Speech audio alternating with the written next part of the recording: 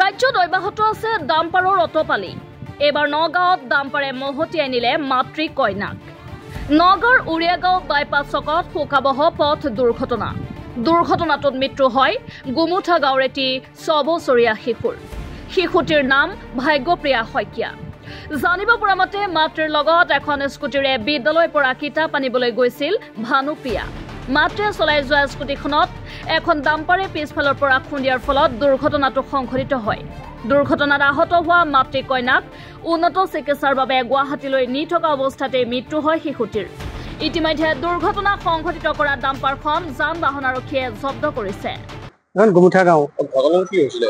গুমুঠা গাঁও মানে তাই স্কুললৈ সৰু ছোৱালীজনীৰ বাচ্ছাটো লৈ গৈছিলে। আজি কিতাপ দিয়াৰ দিন। লৈ যাওঁতে তাই 10টা 10:30মান বজাত উৰিয়াগাঁও বাইপাছত বিপৰীত মুখৰ পৰা আহি থকা এখন ডাম্পাৰ ক্ৰচিং হওঁতে স্কুটিখনত লাগি পেলাই মানে দুইটা চিটিকি পৰি তাৰপিছত তাই সৰু বাচ্ছাটোৰ গাত মানে স্কুটিখন পৰি গ'ল। পৰি যোৱাৰ লগে লগে তাই তেতিয়ালৈকে মাত কথা আছিলে। লগে লগে স্থানীয় লোকে গুৱাহাটীলৈ লৈ গুচি গ'ল। মানে কপিল নাৰ্ছিং হোম নিছিলে, তাত কোনো চিলড্ৰেন ডক্টৰ নাছিলে, সেইকাৰণে তেওঁলোকে গুৱাহাটীলৈ অফাৰ কৰিছে।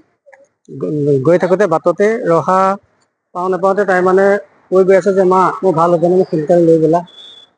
তাই গৈ থাকোঁতে অকস্মাত বোলে টোপনি ধৰাৰ নিচিনাকৈ তাই আঁজি দিলে। দিয়াৰ লগে লগে সেইখন সঘনাই হৈ থাকে।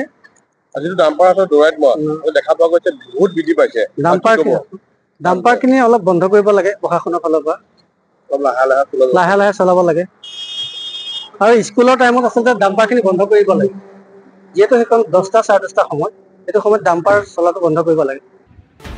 বিশেষ প্ৰতিবেদকৰ ৰিপৰ্ট NV Live।